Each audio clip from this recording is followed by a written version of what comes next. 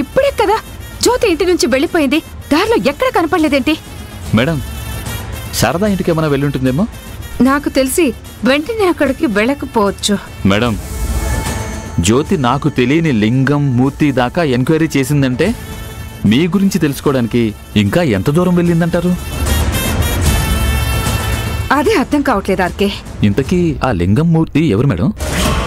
ఇప్పుడు నీకు అవసరమా? అంటే నాకు తెలియని సీక్రెట్స్ కూడా మీ దగ్గర చాలా ఉన్నాయన్నమాట. అది కూడా జ్యోతి తెలుసుకుందనే కదా నా టెన్షన్ అంతా. నా దగ్గర మీరు దాచిపెడుతున్నారా మేడం? సిచ్యువేషన్ అలాంటిది ఆర్కే. టైం వచ్చినప్పుడు తప్పకుండా చెప్తాను. ఇప్పటికైతే నేను చెప్పిన పనులు చెప్పినట్టు చేస్తూ ఉండు చాలు. మీరు చెప్పిన పనులు చేయడం తప్ప నాకు వేరే ఏం పనుంది మేడం? శ్రావ్య అమ్మ చెప్పింది కూడా అదే కదా. దీంట్లో మాత్రం నువ్వు సూపర్ ఆర్కే. పరమానంద శిష్యులు కూడా నీ గురుభక్తి ముందు దిగదుడిపే. చాలా థ్యాంక్స్ మేడం. నీ మీద సెటైర్ వేశానో పొగిడానో కూడా తేడా తెలియకుండా ఉన్నావా నువ్వు? మీ గురించి నాకు తెలుసు మేడం. కోపం వస్తే చెంప పగలగొడతారు కదా. నా మీద ఎప్పుడు సెటైర్లు వేయరు మీరు. నువ్వింత తెలివిగా ఉండటమే నాకు కావాలి.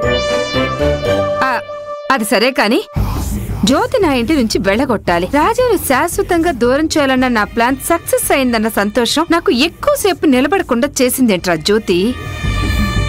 రివర్స్ లో నేను ఊహించిన షాక్ నాకే ఇచ్చింది. మేడం, ఆ పేపర్ గనక మనకు దొరకపోయి ఉంటే తను మీ మీద ఎంక్వైరీ చేసిందని మనకు తెలిసేది కాదు కదా మేడం.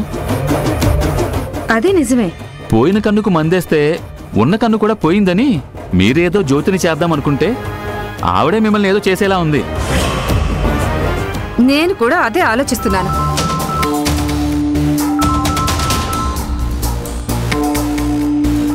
శ్రావ్యనే ఫోన్ చేస్తుందిరా. అందుకే మేడం పాపి చిరాయువు అన్నారు. మీరు ఆ పేరు తలుచుకున్నారో లేదో అలా ఫోన్ చేసేశారు.